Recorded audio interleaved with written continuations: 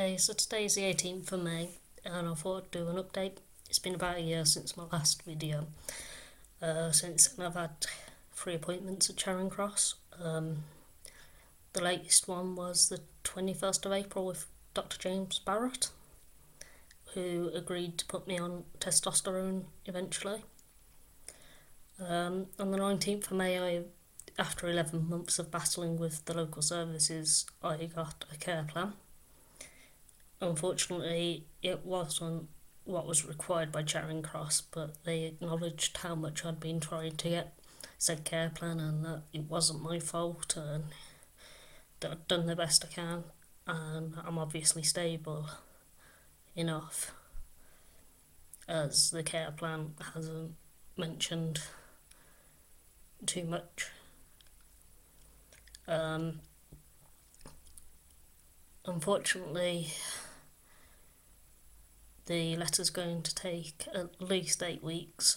From what I'm hearing, I'm looking more in the ballpark of 14 plus, which is, it's actually harder than when I hadn't got the go-ahead for hormones, because it's just a waiting game. There's no battle anymore. I don't have to chase anyone, and I don't want to start chasing the local mental health team about my other health problems just in case it does go wrong and I need to go back to battling about the hormones, as I don't want too many battles on my plate. So yeah, it's a waiting game. I went and saw my own GP yesterday, because May isn't a very good month for me due to past events. And I was struggling with the waiting, and he phoned up Charing Cross, who said it isn't that long of a wait and everyone's in the same boat. My GP is going to email Dr. James Barrett, and hopefully if he can get any form of email back just stating the dosage and what gel he wants me on, my GP's agreed to start me on hormones. He's going to call me up next week to tell me if that has worked. I'm trying not to get my hopes up too much about it, but it does make me feel like progress is slowly being made, and I know my GP is definitely on my side. He checked that he could prescribe the gels that I was talking about and there wasn't going to be any glitches once he had got the go ahead, in case I do have to wait the 14 odd weeks for the letter, which he said the health board does prescribe them routinely, so I should be able to get it, and he's going to have a word with the local pharmacy to make sure it's definitely in stock for when I've got the prescription, so there's not going to be massive delays after I've got the prescription in my hand.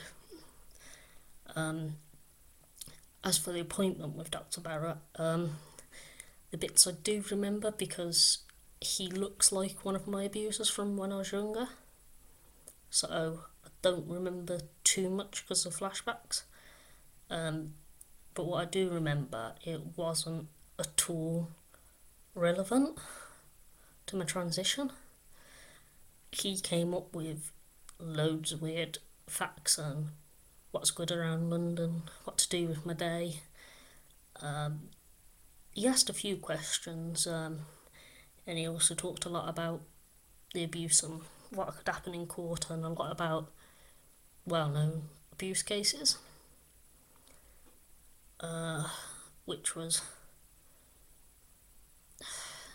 off-putting and not something I wanted to discuss with someone who looked like he did. But I survived and I got the yes that I wanted for hormones. So I guess that is what I needed. Yeah. He is as off the wall as everyone else had warned me about. So if any of you have got to see him, yeah,